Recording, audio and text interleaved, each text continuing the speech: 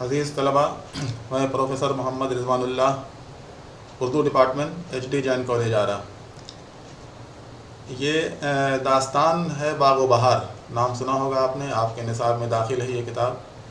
بہت مشہور داستان ہے یہ گریجویشن کے لیول پر بھی ہے اور MA کے لیول پر بھی ہے۔ یہ قصہ چہار درویش کے نام سے بھی مشہور ہے۔ اس کے بارے میں پہلے بھی ایک بار میں بتا چکا ہوں آپ کو، لیکن اس کی دوسری جہت پر گفتگو ہوئی تھی۔ اس داستان باغ و بہار کے کئی پہلو ہیں۔ اس کے اسلوب نگارش پر بھی بات ہوتی ہے، اس کی کردار نگاری پر بھی بات ہوتی ہے، لیکن اس کے پلاٹ پر بہت کم بات ہوئی ہے۔ آج کے کلاس میں اس داستان باغ و بہار کے پلاٹ پر گفتگو ہوگی۔ باغ و بہار یا قصہ چہار درویش کے پلاٹ میں وحدت نہیں ہے۔ وحدت کہتے ہیں اکائی کو، اس میں کوئی اکائی نہیں ہے۔ اس میں آپ دیکھیں گے کہ اس کے 5 قصے ہیں جنہیں ابتدا اور انتہا میں ملا دیا گیا ہے، جس کا نتیجہ یہ ہے کہ باغ و بہار کا نام لینے سے ایک قصے کا نہیں 5 قصوں کا تصور ذہن میں آتا ہے۔ یہ قصہ چہار درویش ہے، 4 درویش، لیکن اس میں بادشاہ آداد بخت کا بھی ایک قصہ ہے، اس کو ملا دیجئے تو 5 قصوں کا تصور ذہن میں آتا ہے۔ بادشاہ کے قصے میں خواجہ سگ پرست کی سوانح کے سوا اور کچھ نہیں ہے۔ اس طرح باغ و بہار میں 5 ہیرو ہیں، 4 درویش اور 5واں خواجہ سگ پرست۔ بنیادی قصہ بہت ہی کمزور ہے۔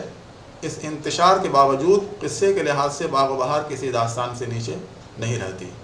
یہ اس داستان کے اسلوب کا یا اس کے کرداروں کا اعجاز کہیے کہ بنیادی قصہ کمزور ہونے کے باوجود اور کسی حد تک قصے میں انتشار کے باوجود قصے کے لحاظ سے باغ و بہار کسی داستان سے نیچے نہیں رہتی اور کہیں پر بھی اس میں دلچسپی میں کوئی کمی نہیں آتی۔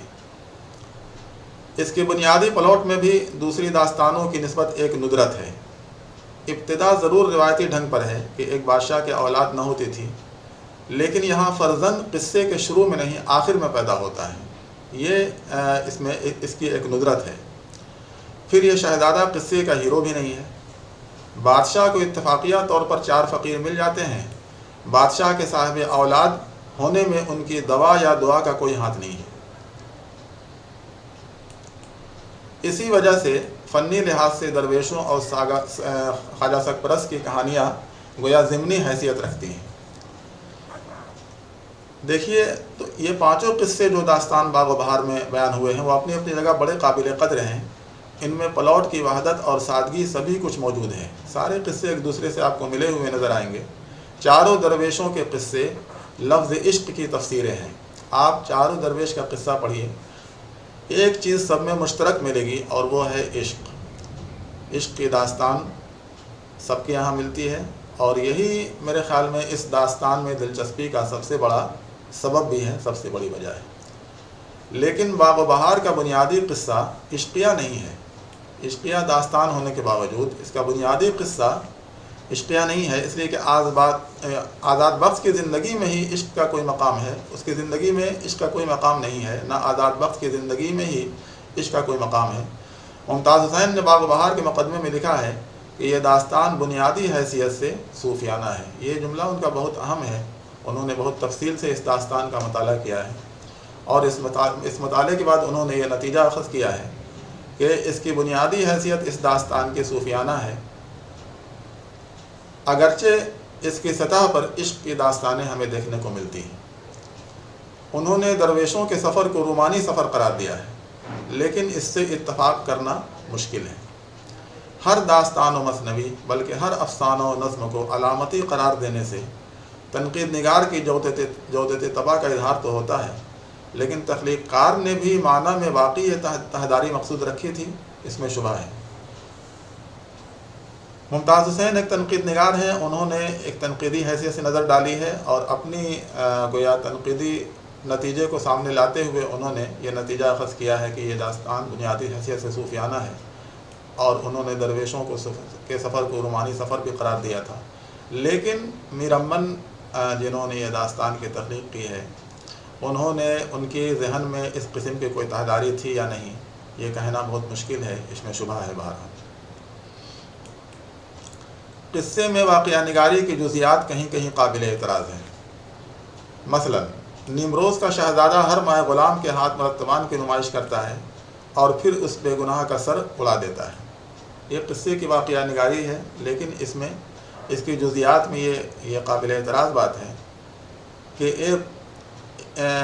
ایک شہزادہ ایک غلام کے ہاتھ مرتبان کی نمائش کرے اور پھر اس بے گناہ کا سر بھی اڑا دے۔ اس دستور کی کوئی وجہ نظر نہیں آتی۔ کوئی بھی قصہ ہو اسے فطری معلوم ہونا چاہیے اور اس کا کوئی معروضی انداز بھی، معروضی پہلو ضرور ہونا چاہیے۔ اس میں کوئی معروضیت نظر نہیں آتی ہے کہ ایک غلام کو مرتبان کی نمائش کرنے کے لیے دے دیا جائے اور پھر اس بے گناہ کا سر بھی اڑا دیا جائے، جبکہ غلام کو علم ہے کہ مرتبان دکھانے کے بعد اسے قتل کر دیا جائے گا۔ دلچسپ بات یہ ہے کہ مرتبان دکھانے کے بعد قتل کر دیا جائے گا، یہ بات غلام کو بھی پتہ ہے، لیکن عجیب بات یہ ہے کہ مصنف نے اس عمل میں خوف یا ہچکچاہٹ کا ذرہ برابر شائبہ نہیں پیش کیا۔ جیسا کہ میں نے عرض کیا، دیکھیے اس میں فطری انداز کی کمی ہے، ورنہ جب غلام کو اس بات کا پتہ ہے کہ مرتبان دکھانے کے بعد اسے قتل کر دیا جائے گا تو اسے خوفزدہ ہونا چاہیے یا پھر اس کو دکھانے میں ہچکچاہٹ ہونا چاہیے، لیکن ایسی کوئی بات ان کے یہاں نہیں ہے۔ یہ قابل اعتراض بات بھی ہے اور اس واقعہ نگاری کی گویا کمزوری بھی ہے۔ یہ فطرت انسانی کے خلاف ہے۔ شہزادے کی بقیہ سرگزشت میں کوئی ایسی بات نہیں جس سے وہ فاتر العقل یا شقی القلب معلوم ہو، جبکہ اس کی پوری زندگی آپ دیکھیے تو کہیں کوئی ایسی بات نظر نہیں آتی جس سے وہ لگے کہ بہت ہی شقی القلب ہے، یعنی اس کا قلب بہت سخت ہے، یا پھر اس کے عقل میں کوئی کمی ہے، یا وہ مجنون ہے، پاگل ہے، لیکن پھر بھی وہ اس قسم کی حرکت کرتا ہے۔ درویش جب اس کا تعاقب کرتا ہے تو شہزادہ للکارتا ہے، کیوں اپنا خون ناحق میری گردن پر چڑھاتا ہے اور گناہگار بناتا ہے؟ یہ گویا شہزادہ کی زبان سے یہ جملہ ادا ہوا ہے۔ یہ جملہ بتاتا ہے کہ شہزادہ کو گناہ کا اور ثواب کا احساس تھا۔ اسے اس بات کا پتہ تھا کہ اگر ہم کسی کی جان لیتے ہیں بے گناہ تو اس کا خون ناحق جو ہے خون ناحق ہوگا اور اس کا گناہ اس کے سر ہوگا۔ اس بات کا اس کو احساس تھا، تبھی وہ یہ جملہ کہتا ہے کہ کیوں اپنا خون ناحق میری گردن پر چڑھاتا ہے اور گناہگار بناتا ہے۔ لیکن غلام کے معاملے میں اسے خون ناحق کا کوئی خیال نہیں رہتا۔ یہیں پر یہ چیز غیر فطری بھی ہے اور بہت حد تک متضاد بھی ہے۔ بے وجہ غلام کی جان لینا اس حرمہ نصیب عاشق کے شایع نشان بھی نہیں تھا۔ یہ اس کو زیب بھی نہیں دیتا۔ یہ داستان نگار نے اس انداز سے لکھا ہے کہ جو شہزادے کو یہ زیب بھی نہیں دیتا، لیکن یہ واقعہ بہرحال اس سے منسوخ کر دیا گیا ہے۔ پروفیسر محمود شیرانی کا مشاہدہ ہے کہ چاروں درویش میں جغرافیے سے بھی بڑی ناواقفیت معلوم ہوتی ہے۔ پروفیسر محمود شیرانی نے بھی بہت ہی تفصیل سے اس داستان کا مطالعہ کیا ہے اور جغرافیائی حیثیت سے اس کے پہلوؤں کا جائزہ لیتے ہوئے انہوں نے یہ نتیجہ نکالا ہے کہ جغرافیے سے داستان نگار ناواقف معلوم ہوتا ہے، اور اس کی کئی مثالیں بھی انہوں نے آگے چل کے دی ہیں۔ مثلا خواجہ نیشا پور سے جہاز میں سوار ہوتا ہے، کچھ عرصے بعد اس کے بھائی اسے سمندر میں گرا دیتے ہیں۔ وہ سمندر سے نکل کر شہر میں آتا ہے تو زندان سلیمان میں قید کر دیا جاتا ہے۔ اس وقت تک کے بیان سے ایسا معلوم ہوتا ہے کہ یہ کوئی اسلامی شہر ہے جو ایران کے قریب واقع ہوگا، لیکن جب کنویں سے اسے زیرباد کی شہزادی نکالتی ہے تو وہ زیرباد کا ملک ہو جاتا ہے۔ بقول شیرانی زیرباد برما کا نام تھا۔ اب دیکھیے وہ خواجہ جو ہے نیشاپور سے جہاز میں سوار ہوتا ہے، کچھ آگے چل کر اس کے بھائی اسے سمندر میں گرا دیتے ہیں، اور جب وہ سمندر سے نکل کر شہر میں آتا ہے تو زندان سلیمان میں قید کر دیا جاتا ہے۔